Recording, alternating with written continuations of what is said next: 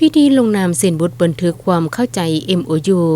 การศึกษาสำรวจความเป็นไปได้ในการลงทุนพัฒนาโครงการก่อสร้างห้างสรรพสินค้าและสิ่งอำนวยความสะดวกด้านต่างๆทางหน้าด่านโซนหนึ่งขัวมิตรภาพ5ปากสันบึงการ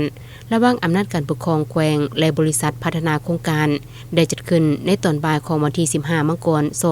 2026อยู่ห้องประชุมแผนกการเงินแขวงตั้งหน้าลงนามฝ่ายองค์การปกครองแขวงโดยแม่นท่านไส้อัมพรศรีหาวงศ์คณะประจำภาคแขวงผู้สินำเวียกงานการลงทุนขั้นแขวงลงนามฝ่ายลงทุนพัฒนาโครงการโดยแม่นท่านคอนสวรรค์สอนคำไสประธานบริษัท BM การค้าขาเข้าขาออกจำกัดผู้เดียวโดยทรงหน้าท่านบุญเลี้ยงดวงสะเภาทองห้องประธานคณะกรรมการปกครองแขวงท่านเลือนวิไลจันทลาพันธ์ห้องประธานสภาประชาชนแขวงมีแผนกการขั้นแขวงขั้นเมืองลงนามเป็นสักขีพยาน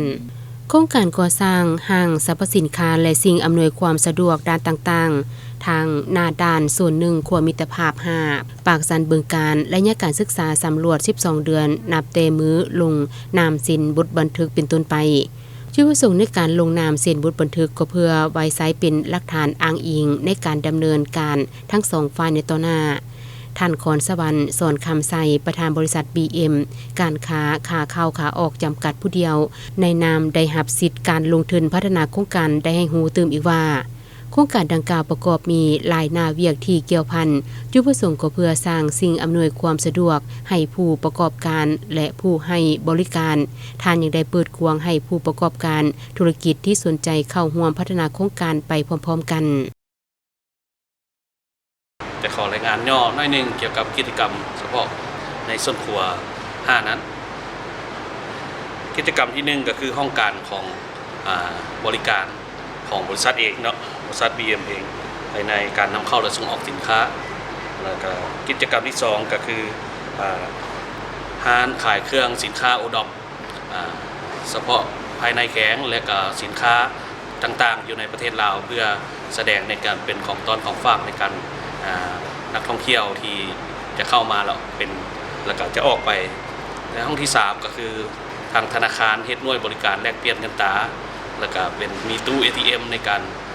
กดเงินอย่างต่างๆเพื่อนำใช้เงินกีบเข้ามาในประเทศลาวครับแล้วก็มีร้านอาหารขนาดน้อยห้องประชุมเนาะขนาดน้อยเฉพาะบางเทื่อนักธุรกิจทั้ง2ฝ่ายถึงบ่เข้ามาทางในเมืองก็ถือว่าพบปะลงกันหรือเซ็นเอกสารอย่างกันต่างๆแล้วก็จะมีกิจกรรมก็คือให้เช่ารถเนาะทางบริษัทจะเฮ็ดแผนของบริษัทจะเฮ็ดเกี่ยวกับการเช่ารถจะเช่ารถเป็นรถท่องเที่ยวหรือว่าเช่าขับเองก็ได้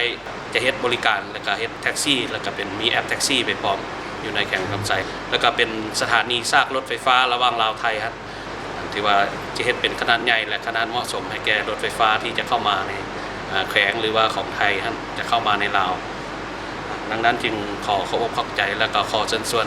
ชาวแขวงคำไซต่างๆที่มีกิจกรรมเข้าร่วมติดต่อได้ทางบริษัท BM ของพวกข้าพเจ้าเนาะแล้วก็มีอย่างเขาก็มาปรึกษาหารือร่วมกันเพื่อเฮ็ดให้ดินต่อดังกล่าวเป็นผลประโยชน์สูงสุดให้แก่คนภายในแขวงคำไซขอขอบใจ